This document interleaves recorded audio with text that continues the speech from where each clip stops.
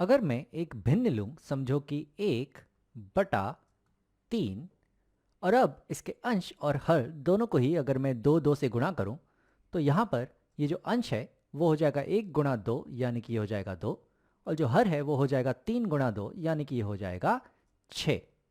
और क्योंकि यहाँ पर अंश और हर दोनों को ही मैंने समान संख्या से गुणा किया है, तो ये दोनों भिन्न यहाँ पर बराबर हैं, यानी कि 1/3 बराबर है 2/6 के। अब मेरा सवाल यह है कि यहाँ पर जो ये आकृतियाँ दी गई हैं, इनमें से कौन सी आकृति इस समीकरण को सही सही तरीके से दर्शा रही है कि 1/3 बराबर होता है 2/6 के। तो चलो इस पहली आकृति से शुरू करते हैं। तो यहाँ पर मैं देख सकता हूँ कि ये जो एक पूर्ण आयत है, इसे 3 बराबर भागों में बांटा गया है, और उसमें से ये एक भाग यहाँ पर छायांकित है। तो मैं कह सकता हूँ कि यह है 3 में से एक भाग, यानी कि यह है 1/3।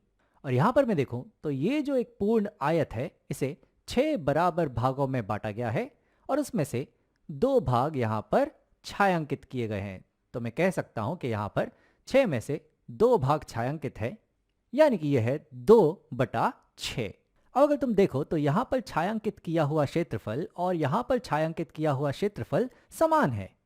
अगर मैं इस बड़े गुलाबी छायांकित भाग को समझो कि 2 टुकड़ों में तोड़ देता हूं, तो यहाँ पर ये एक टुकड़ा इसके बराबर है और ये दूसरा टुकड़ा इसके बराबर है। तो यहाँ पर ये 3 में से जो एक भाग है वो बराबर है इन 6 में से इन 2 भागों के। तो मैं यहाँ कह सकता हूँ कि 1/3 बराबर है 2/6 के।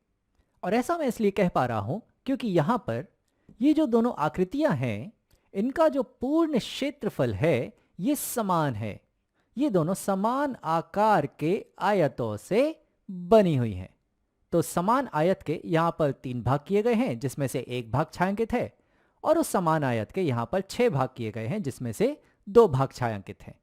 तो जो छायांकित क्षेत्रफल है इन दोनों ही आकृतियों में वो समान है। तो हम कह सकते हैं कि यहाँ पर 3 में से एक भाग और यहाँ पर 6 में से 2 भाग कि बिल्कुल बिल्कुल सही सही दर्शा रहे हैं इस 1/3 बराबर 2/6 को। चलो अगली आकृति देखते हैं।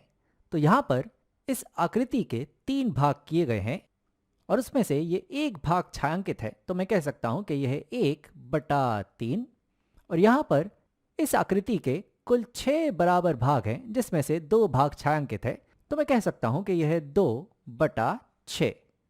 लेकिन यहाँ पर इन 6 में से इन 2 भागों का क्षेत्रफल बराबर नहीं है इन 3 में से इस एक भाग के।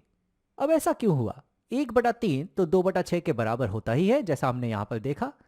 लेकिन यहाँ पर जिस आकृति का 1/3 भाग हम ले रहे हैं वो आकृति यहाँ पर छोटी है, और जिस आकृति का हम 2/6 भाग ले रहे हैं वो आकृति बड़ी है। तो यहाँ पर ये 2/6 भाग का जो क्षेत्रफल है वो बड़ा होगा यहाँ पर 1/3 भाग के क्षेत्रफल के। तो 1/3 और 2/6 बराबर तब होते हैं जब हम 2 बराबर आकार के आकृतियों के 1/3 भाग लें और 2/6 भाग लें। यहाँ पर हमने 1/3 भाग और 2/6 भाग तो लिया है, लेकिन अलग अलग आकार की आकृतियों का। तो छोटी आकृति का 1/3 भाग छोटा होगा इस बड़ी आकृति के 2/6 भाग से। तो यहाँ पर ये आकृतियां बराबर रूप से नहीं दर्शा रही हैं कि 1/3 बराबर है 2/6 के। और उसी तरह से तुम यहाँ पर देखो तो यहाँ पर ये एक भाग छायांकित है कुल 3 भागों में से। तो मैं कह सकता हूँ यह 1/3, और यहाँ पर ये 2 भाग छायांकित हैं कुल 6 भागों में से। तो मैं कह सकता हूँ यह है 2/6। लेकिन यहाँ पर जो 1/3 भाग है वो छोटी आकृति का है, और जो 2/6 भाग है वो बड़ी आकृति का है। तो यहाँ पर तुम साफ साफ देख सकते हो कि ये क्षेत्रफल छोटा है इस क्षेत्रफल से। तो ये आकृति भी सही तरीके से नहीं दर्शा रही है कि 1/3 बराबर होता है 2/6 के।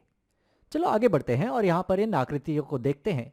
तो यहाँ पर इस आकृति के कुल कितने भाग हैं? तो यह 1 2 3 4 5 6 7 8। तो यहाँ पर इस आकृति के कुल 8 भाग हैं, और उसमें से कितने भाग छायांकित हैं? तो वो है 1 2 3 4 5 6। 6 भाग छायांकित हैं। तो ये हो गया 6/8। और यहाँ पर ये वाली आकृति के कुल 4 भाग हैं। तो यहाँ पर मैं लिखता हूँ ये वाली आकृति के कुल 4 भाग हैं, जिसमें से ये 1 2 3 भाग छायांकित हैं। क्या 6/8 भिन्न बराबर होता है 3/4 भिन्न के? तो यहाँ पर जो अंश है 6, इसे अगर हम 2 से विभाजित कर दें तो हमें मिलेगा 3। और यहाँ पर जो हर है 8, इसे अगर हम 2 से विभाजित कर दें तो हमें मिल जाता है 4। तो यानी कि 6/8 बराबर होता है 3/4 के।